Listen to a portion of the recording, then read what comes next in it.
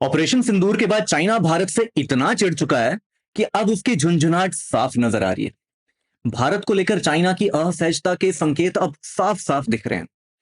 लगातार चाइना से 4-5 ऐसी न्यूज आ चुकी हैं जहां चाइना की ये इरिटेशन बिल्कुल ही क्लियर है। आइए पहले ये सारी न्यूज देखते हैं, फिर इनको हम समझेंगे।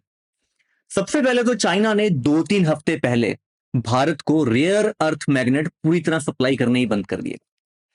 ये मैग्नेट इलेक्ट्रिक कार की मैन्युफैक्चरिंग, एडवांस्ड इलेक्ट्रॉनिक्स और बिजली बनाने वाली विंड मिल्स में इस्तेमाल होती हैं।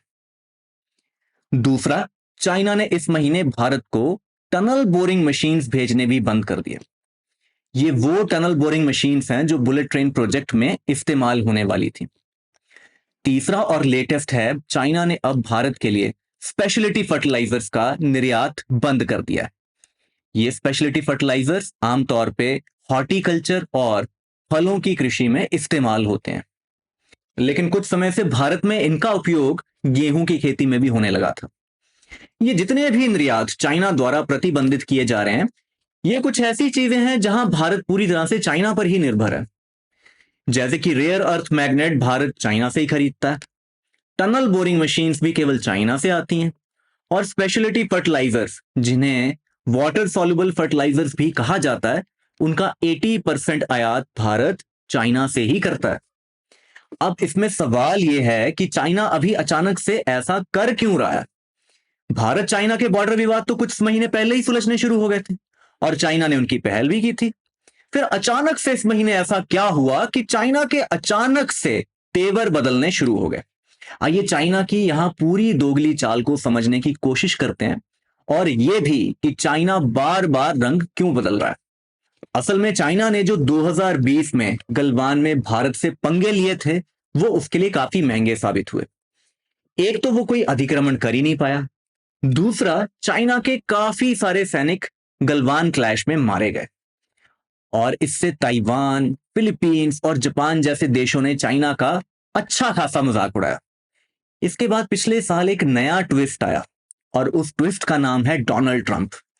डोनाल्ड ट्रंप का इलेक्शन में बाइडेन से आगे चलना चाइना के लिए खतरे की पहली घंटी थी, क्योंकि डोनाल्ड ट्रंप पहले ही ये कह चुके थे कि चाइना पर वो भयंकर टैरिफ लगाएंगे ही लगाएंगे।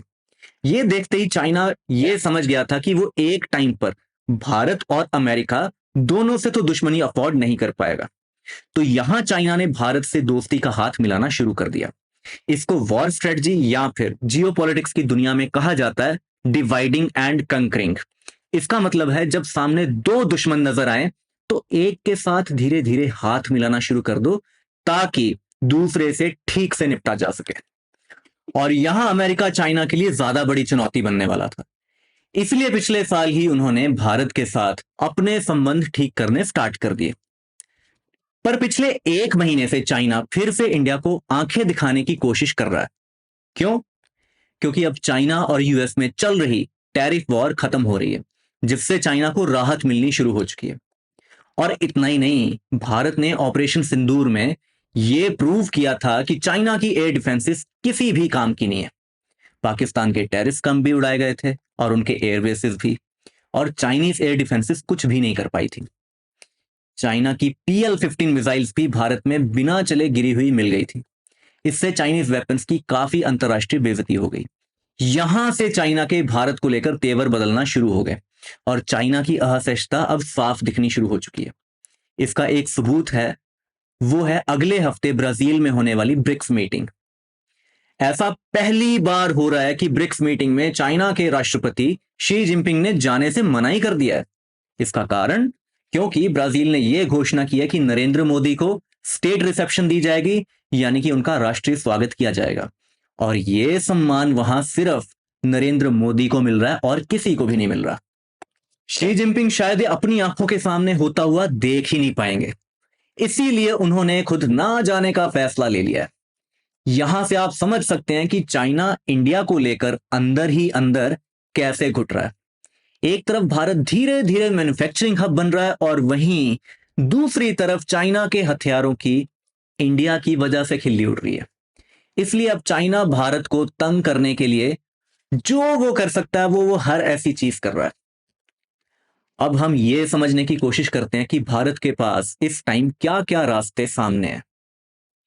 भारत के लिए ये एक चुनौतीपूर्ण समय होने वाला है, क्योंकि रेयर अर्थ प्रोसेसिंग एक ऐसा डिपार्टमेंट है जहां फिलहाल भारत में कोई इंडस्ट्री ही नहीं है।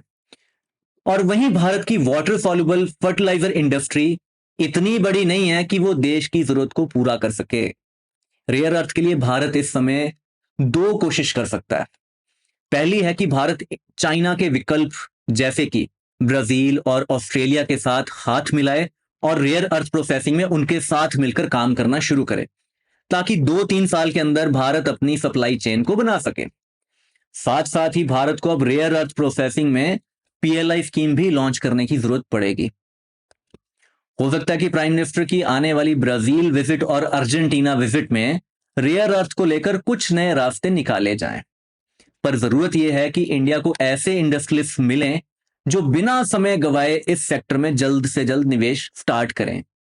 जहां तक बात स्पेशल फर्टिलाइजर्स की है, तो वहां भी भारत के पास दूसरे ऑप्शन हैं, जैसे कि जॉर्डन और यूरोप।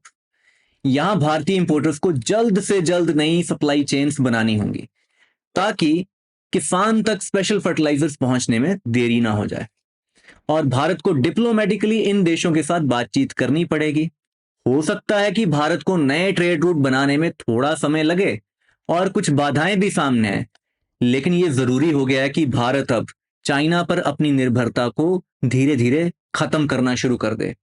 इस पूरी कहानी से अब हमें एक चीज तो समझ आती है कि चाइना अब भारत की बढ़ती ताकत को पहचानने भी लगा है और उससे जलने भी लगा, और वो कोशिश ये कर रहा है कि भारत को कैसे भी रोका जा सके।